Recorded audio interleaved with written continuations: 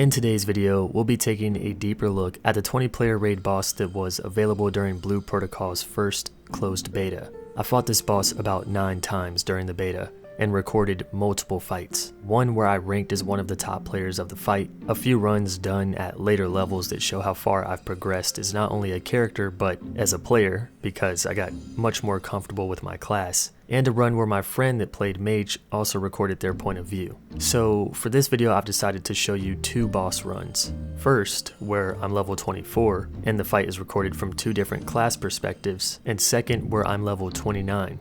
Using a different elemental weapon and after progressing a bit. In Blue Protocol's alpha, I believe they had a raid boss as well, but I wasn't able to take part as my time in the alpha was very limited. So this is my first time with a fight like this. So this time around, I was there when they decided to open the gates for the raid. And what I mean is that at certain times of the day, there would be a 1-hour window to queue up and take on this 20-player raid. I've only seen this happen 3 times during the last 2 days that I played, but it could have happened more. In order to do this raid, you couldn't just queue from your menu like you could with other dungeons or instances. You had to actually make your way over to the entrance. And for this boss, that was this bluish radiating aura that comes from this crack in the ground. If the party leader was here, then they could queue the entire party. What I love about this is seeing all these players gather and rush to this boss fight.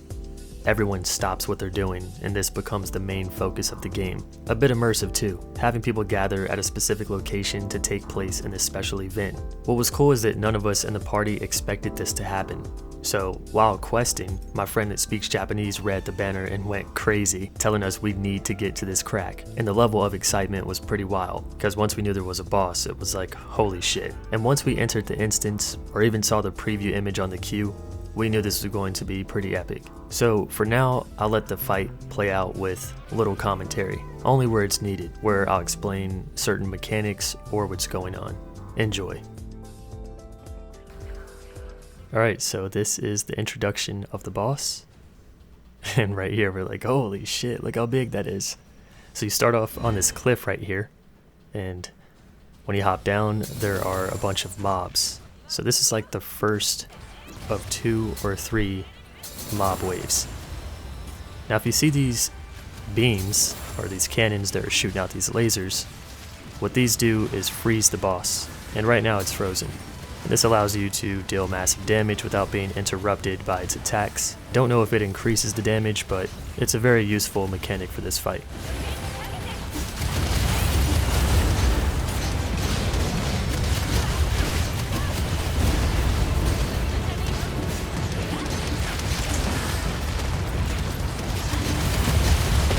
Now at times, you're going to see me block, and I'm kind of just sitting there, or you might see me block and do like some tiny swing that misses.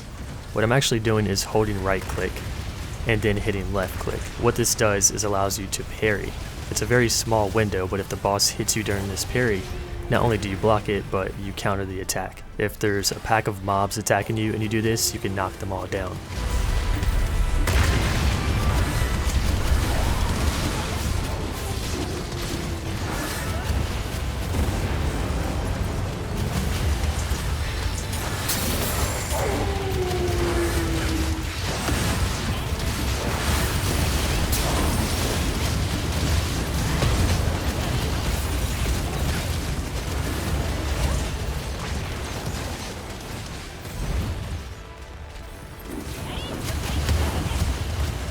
So that attack that I just did, which I've probably spammed a few times already, is my R key.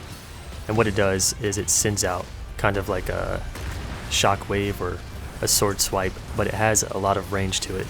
This comes in handy for not only just keeping your distance between this boss, but also like mobs out in the world. If people are fighting mobs that you need to tag for quest completion, you can get a tag on them, even if you're a few feet away.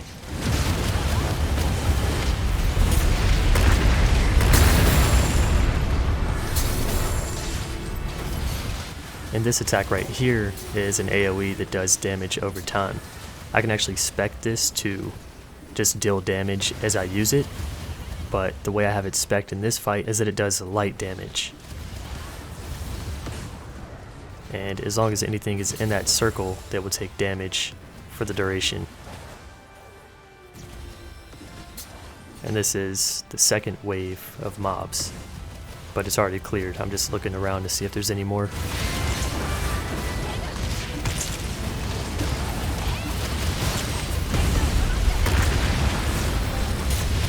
And that special that you keep seeing, where it does a mini cinematic, is our tab skill, which is our ultimate. And this just deals massive damage.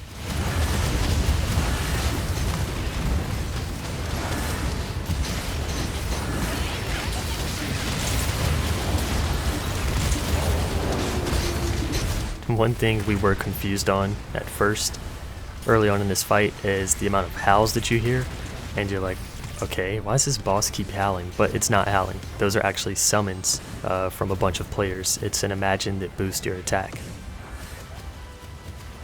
And right here I'm just trying to heal, accidentally using one of my other imagines.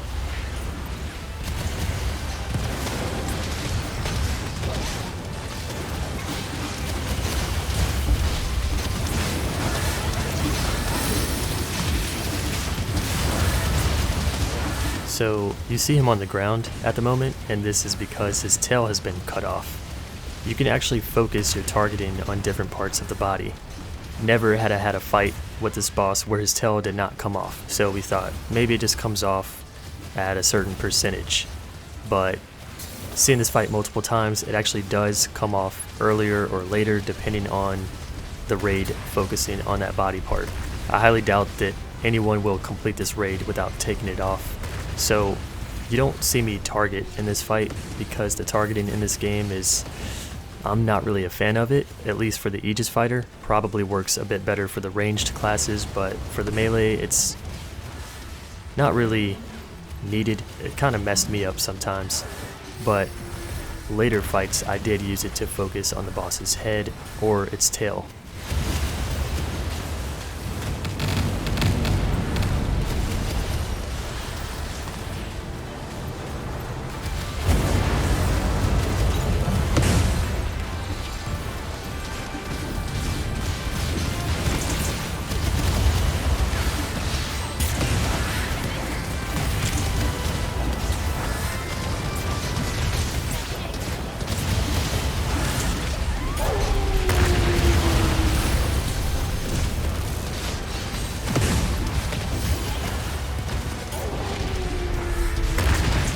I'm trying to pick this player up, and sometimes I would press F on someone, try to pick them up, and it wouldn't happen in time, so I'd press F again, which would then cancel out me trying to pick them up. I don't think it was lag or anything, it was just me being impatient. Now I'm trying to use the cannon. Let's see if I get it to work. Yep. I think the cannon moves a little bit towards the boss when you use it. That, or it takes some time to actually freeze them, but I've noticed a few times when I use the cannon, it's not like 100% accurate. The boss is a few feet away, but he'll freeze anyway, so maybe it does move.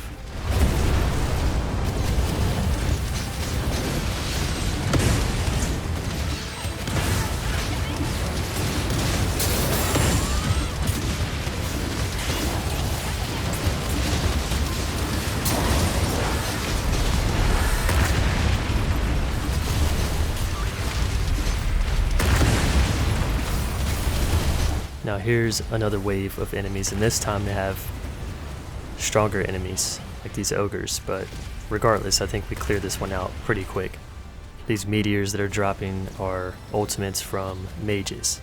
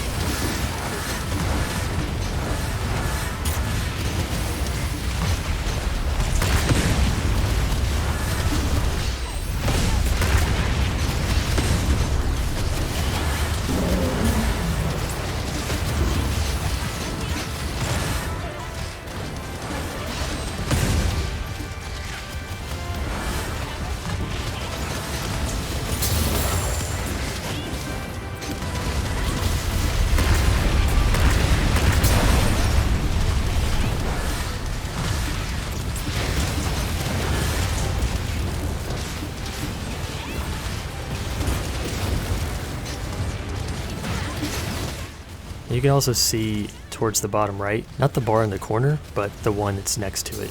They give you potions or specific items for these fights or for instances. So when you enter a dungeon, you have a few potions and it's separate from your field potions. So you actually can't use your other potions in instances like this, but only the ones that are given to you.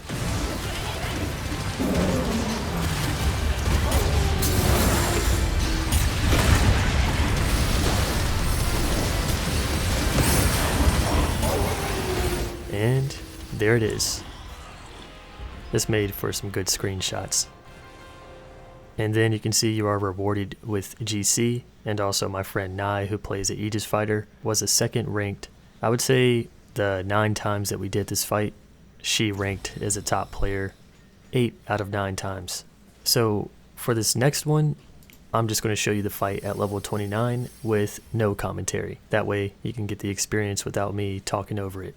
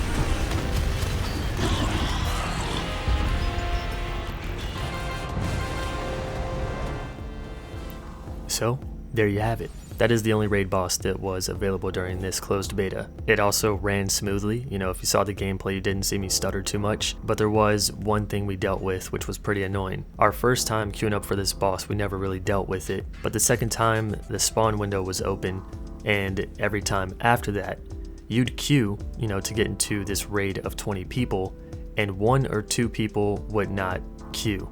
So you would miss an opportunity. This would happen so much where you would miss 1 or 2 fights, which means you miss farming GC and a little bit of experience. And GC was how you get costumes and accessories. And it could be someone just not clicking, which still keeps you in the queue, like Final Fantasy XIV, so you still have priority, but it felt like players were just trolling. Like after the first time with the fight, maybe there was a few people who were just like, fuck this, I'm gonna ruin this for a few people. So I don't know, maybe there's a fix to that, maybe there isn't, but yeah, that was the fight. It was awesome. So if this is your first time seeing a Blue Protocol video from me, or one of a few, I do have a Blue Protocol playlist that I will link down below. So if you want to stay updated on my Blue Protocol videos, there's the playlist. And with that being said, I will catch you guys in the next video. Thanks for watching, and I'll see you soon, friends.